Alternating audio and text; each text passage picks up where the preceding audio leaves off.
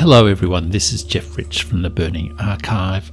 Welcome to my voiceover of my post from the 22nd of January 2025, a world history tour of world powers, 5 civilization states, and the fall of American primacy despite Donald Trump. On Saturday, I introduced my world history tour of world powers. This series will loosen up fixed ideas about the history of 5 great civilization states: USA, China, Europe, India, and Russia, and take a detour through 20th century modernism, the way our culture sees the modern world. But first, before we dive into that topic, let me recap why I focus on these 5 great powers in my world history tour.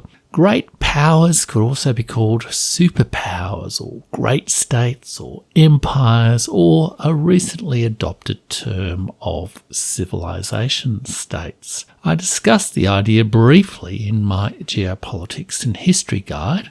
Imagine you are a foreign minister here, part of the service for paid subscribers. In that guide, I set out 7 sources of power in world politics: population, territory, economic resources, military capability, diplomatic influence, cultural reach, and state capability. Many analysts of geopolitics reduce these 7 factors of power to a simpler formula. John Mearsheimer, for example, says power is determined by population and economy. But this approach is too reductive. It treats politics as a fight to be the biggest guy on the block. It misleads people about the many ways that states can find a source of power to pursue objectives other than being the global hegemon. For me, the role of reach, of cultural reach, diplomatic influence, and state capability are especially important, but often neglected. In many ways, the idea of civilization state is a way of reinstating these dimensions into thinking about world history. Realist international relations thinking strips power down to money and guns. It oversimplifies the interpretation of the behaviour of states by treating them as unitary rational actors in a death match for power. It assumes all political institutions and cultures work in the same way, modelled on the USA. It misreads the map of the world by blinding itself to the complex ecosystem of power generated by these 7 sources of power. Realist international relations thinking has gone hand in glove with the age of American dominance and the unipolar illusion. And there's a link to my earlier article on the unipolar illusion in the post. The historical reality is that power is broadly and unpredictably distributed. As Dr. S. Jaishankar has said, the world's natural state is multipolarity.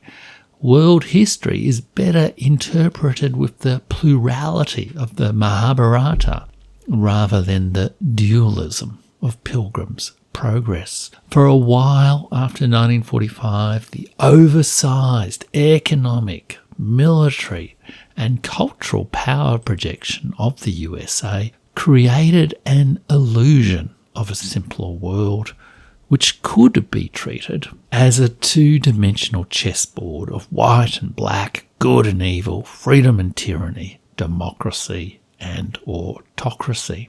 But the historical chessboard of geopolitics is multidimensional and multiplayer. There are no longer just 2 kings and 2 queens. The players need to adapt to new dynamics, which are as much defined by culture as economics. Fall of American primacy. American primacy has fallen. It no longer dominates the world. Its standing in all sources of power has fallen, as the world rebalances from the historically anomalous situation after 1945. This decline is relative, not absolute. The USA will not collapse suddenly and has many resources to draw on to soften its fall. But its king of the hill strategy is not sustainable. The global majority has climbed onto the same high plateau. The USA needs to learn to share the view. The fall of American primacy does not imply the collapse of American power. Rather, it means that America no longer ranks at the top of all sources of power. It no longer has the capacity to pursue its stated goal of full spectrum dominance. Indeed, the world is starting to question whether the USA dominates any source of power at all. The loss of dominance of economic power is well known. The USA is top ranked on GDP, but China is top ranked on GDP purchasing power parity, or PPP. PPP is acknowledged to be a superior measure for the actual use of resources by a population and territory. China's economy is built on industrial output in science and technology. It remains a developing country, but the relative shares of the world economy generated by China, USA, and the European Union have changed starkly over the last 30 years. And I have a map of IMF data on GDP based on PPP showing the share of the real world economy of China, European Union and the USA between 1980 and 2025. In the post, it shows China overtaking both Europe and the United States around about 2012 or 2016 maybe, and both the European and the United States having a roughly equivalent share of the world economy and both being in a gradual decline. The USA was never the largest great power by population and never ruled like the British Empire once did a quarter of the world's population. Its claim for dominance was that the USA's population was young, smart, and dynamic. It was the place the world wanted to move to. This remains a part of the mythology of the American dream, but the USA has problems of demographic quality, ageing, fertility, management of migration, social cohesion, education, and most starkly, life expectancy. Uniquely among high-income states, life expectancy in the USA is falling. If Donald Trump has his way, the territory of the USA will expand through the purchase of Canada and Greenland to rival the world's greatest territorial state, Russia. American greatness was built not on national character, but on the gifts of the resources on the territories of the USA. The gifts of the 19th and 20th century, coal and oil, however, have faded in the 21st century. As Felipe Fernandez Armesto remarked in his interview with me in late 2023, and there's a link to a clip from that interview in the post, many of the new Eldorados of lithium and rare minerals lie outside the territory of the USA. The value of its territory has fallen relatively. There is one source of power where the USA appears dominant: cultural reach. We all watch Netflix, we all know American celebrity. We are all exposed to stories of the USA as the manifest destiny of Western civilization. But culture is amongst the most chameleon-like sources of power. In the 1990s, Russia fell in love with USA-inspired blue jeans, rock and roll, and McDonald's. Today, all the USA franchise stores are gone, and Shaman sings and the country dances to Yaruski, even if YouTube banned his channel. When the USA government banned TikTok, thousands of Americans fled to Red Note, and TikTok refugees became the latest thing. The tides of globalization in culture have turned against the USA. Diplomacy is a bit like culture. Diplomatic influence is fickle. It is harder to measure or assess, but multilateral organisations and initiatives are growing outside the US-led order.